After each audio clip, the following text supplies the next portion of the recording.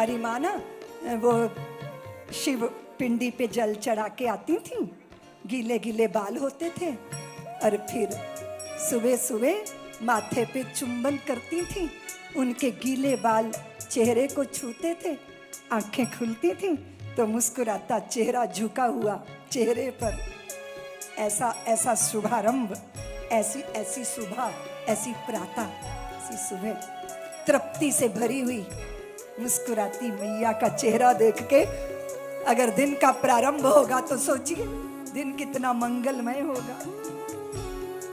सुबह भी मंगल, दोपहर भी मंगल, संध्या को भी मंगल, रात्रि को भी लोरी सुनकर तुम्हारी संतानें, और श्री राम लला की निद्रा उनको आ जाए तो मैया क्या गा रही है।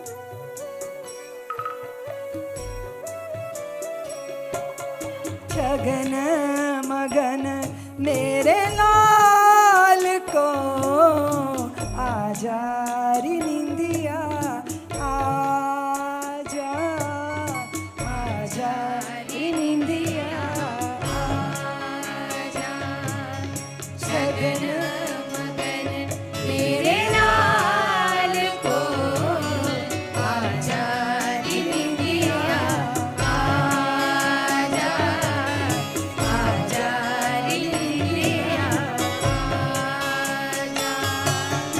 तारों की भाषा मैं तुमको सुनाऊं, तारों की भाषा मैं तुमको सुनाऊं, गा गा के लोरी मैं तुमको सुनाऊं, गा गा के लोरी मैं तुमको सुनाऊं। सो जा सो जा सो जा सो जा, तारों की भाषा मैं तुमको सुनाऊं, तारों की भाषा मैं तुमको सुनाऊं, गा गा के लोरी मैं तुमको सुनाऊं, गा गा के लोरी मैं तुमको सुनाऊं। चंदा से मेरे लाल को आजा निंदिया, आजा आजा री निंदिया, आजा छगन मगन मेरे लाल को आजा री निंदिया, आजा आजा री निंदिया, आजा। हमारे पास समय की छोटी सी प्याली है, भगवान के बाल स्वरूप में प्रवेश करें तो वर्षों वर्षों उसी में निमग्न रह सकते हैं। ठुमक चलत रामचंद्र बाजत पैंजनिया। एक बार दशरथ जी ने पुकारा तो आए नहीं, खेल रहे थे, और भगवती कौशल्या माँ अपने लहंगे को उठा के सीढ़ियां उतरती चली गई तो धूल धूसित श्री राम लला उनकी बाहों में आकर आबद्ध हो गए। बहुत सारे साधनों से नहीं अपितु प्रीत से रिझाए जा सकते हैं ठाकुर। गुरुकुलवास श्री राम का अद्भुत रहा। हमारी भारत की समस्त परंपरा अगर संचालित हुई, पोषित हुई तो गुरुकुलों से हुई। कैसा एक पूर्ण पुरुष बनता है एक बालक, 7 वर्ष तक मां का लाड और उसके बाद आचार्य का कठोर अनुशासन। यही था ना गुरुकुल की परंपरा। गुरु माता की करुणा और गुरु की कठोरता। करुणा भीतर से आर्द्र करती थी और कठोरता शरीर की बलिष्ठता को निश्चित करती थी। ऐसे गुरुकुलों की परंपरा का भारत। और मेरे ठाकुर जी के जीवन का आदर्श रहा है कि उन्होंने गुरु भक्ति की अद्भुत की, पितु भक्ति की अद्भुत की, माता की भक्ति की अद्भुत की। प्रातः काल उठ के रघुनाथा, मात पिता गुरु नावै नाथ। कई लोग कहते हैं दीदी माँ हम भी सुबह सुबह उठ जाते हैं। तो मैंने कहा करते क्या हो? बोले चाय ढूंढने लग जाते हैं, अखबार ढूंढने लग जाते हैं। प्रात काल उठ के रघुनाथा, अगर रामचरितमानस हमारे हृदय में, जीवन में, आचरण में आ जाए तो पूरा भारत राम राज्य जैसा हो जाए। और याद रखना, राज्य में राम राज्य हो वो तो ठीक है, पर राष्ट्र में राम राज्य होना चाहिए, वो जरूरी है। क्योंकि आपकी कोख से निकले हुए राज्य व्यवस्थाओं में जाएंगे, उनका सिंचन कैसे होगा देवियों? हमारे बच्चे तुलसी के पौधे हैं, और तुलसी के पौधे शराबों से नहीं, शराबों से नहीं, वासनाओं से नहीं, संस्कारों के गंगा जल से सिंचे जाने चाहिए। उसके लिए रामचरितमानस एक बड़ा आदर्श ग्रंथ है हमारे सम्मुख। गुरुकुल से पढ़कर आए वो विद्या जो वैराग्य पैदा ना करे, वो विद्या विद्या नहीं होती इंदौर वालों। और मेरे रामभद्र को वैराग्य हो गया। विद्या जब कोई राजसी बुद्धि वाला पढ़ता है ना, तो उस पर असर नहीं होता। तमस लेकर जो बैठा है बुद्धि में, उस पर भी असर नहीं होता। पर जिसके पास सात्विक बुद्धि होती है, उसको वैराग्य होना निश्चित हो जाता है। वो जान जाता है जगत का सत्य क्या है, जड़ जंगम का सत्य क्या है।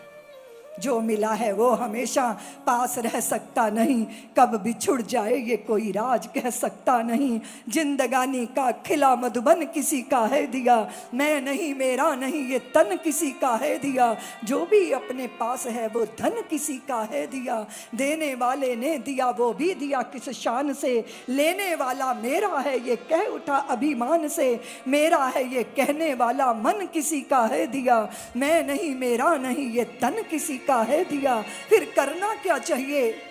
जग की सेवा खोज अपनी प्रेम हरि से कीजिए।